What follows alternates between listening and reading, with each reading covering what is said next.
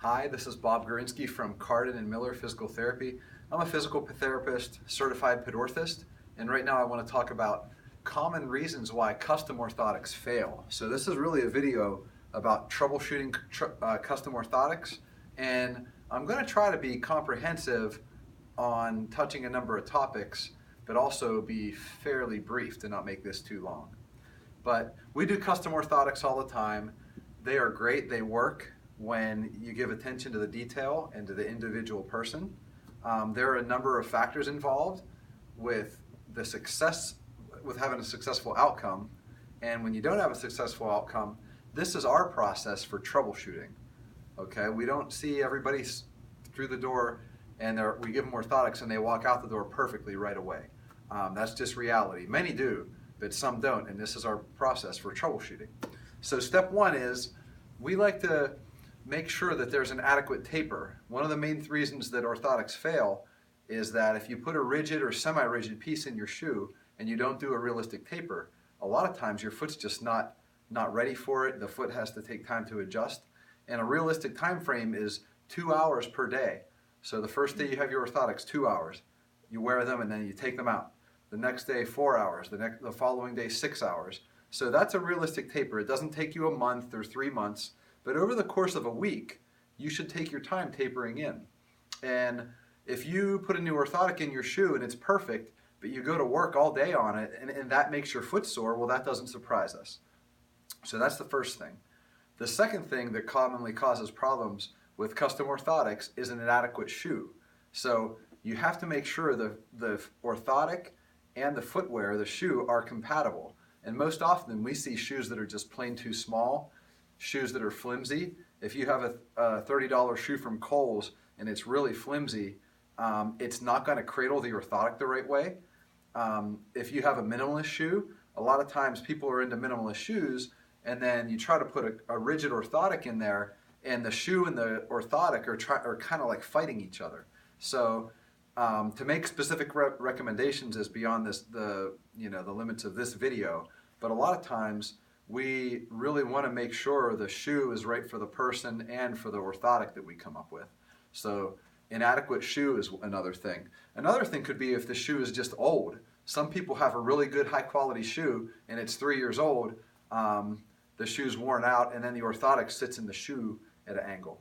So that's number two, is paying attention to the footwear. The third reason orthotics commonly fail is just plain, we would just say generally, gait dysfunction, running form dysfunction.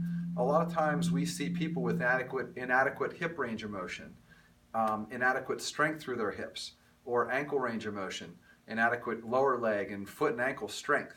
So all those things are a factor, and a lot of times if you have the perfect orthotic made for the person in the perfect shoe, a lot of times it is literally how the person moves and their movement patterns and strength, range of motion, flexibility, motor control, just habits of walking, leg length discrepancy.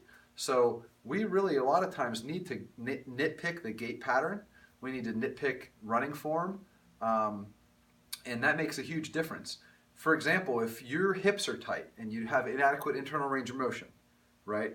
Your foot hits the ground every time like this, and rather than loading the orthotic how it's supposed to be loaded, your foot strikes laterally and comes across it. Like, that's not the orthotic's fault. That's not the shoe's fault. So where the fault lies, if anything, a lot of times with that situation is at the hip. So just being tuned into those factors.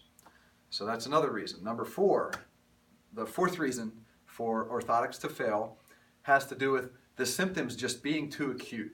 So I tell patients this: if they fractured their foot and they had a broken bone in their foot, they would not be asking me about going to work on it the next day. They would not be trying to run on it the next day.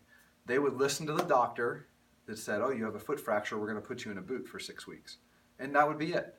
But with plantar fascia pain, metatarsalgia, neuromas, a lot of these common foot diagnoses, people in general try to work through it for too long.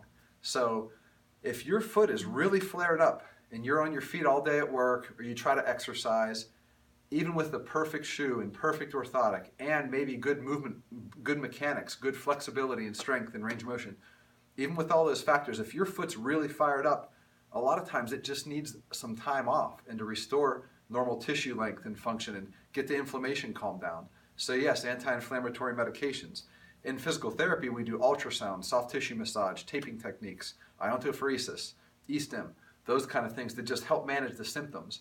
Now alone, those modalities are usually not adequate to do alone, but as a part of like calming down an acute sensitive foot, those things help to get you to the point that you can get back up on your feet again and taper into an orthotic.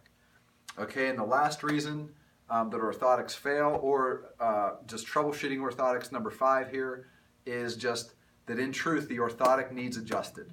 So we try to be precise. We take measurements. We capture a neutral position of the foot and come up with an orthotic that should match the contour of the foot. But what's good for one person, or should be good for that person, does not always line up perfectly with what actually feels the best. So if we know the person tapered well, their shoe seems right, we're working on their gait, we're working on modalities, they're taking an adequate rest period from their everyday life, and they still can't tolerate the orthotic, a lot of times, well, yeah, absolutely. You should have a provider, an orthotic provider, wherever you're getting that orthotic from, that is willing to do some follow-up, to do adjustments, and maybe the arch fill needs to go down, the arch fill needs to go up, you need to tilt the forefoot or rear foot, different things, metatarsal pads up or down. So those little tweaks and adjustments to the orthotic can also make a big difference. Even from the get-go, if somebody hands you an orthotic and just sends you out the door, that's probably inadequate. We save some of the trim work, just like this flipper. This is all ready to go, but we wait until we get the shoe and then trim it out and just make sure it fits in the shoe like we want. So attention to detail goes a long way there, but it's still, in the end, there are times when the orthotic just, it plain isn't quite right and it needs to be adjusted.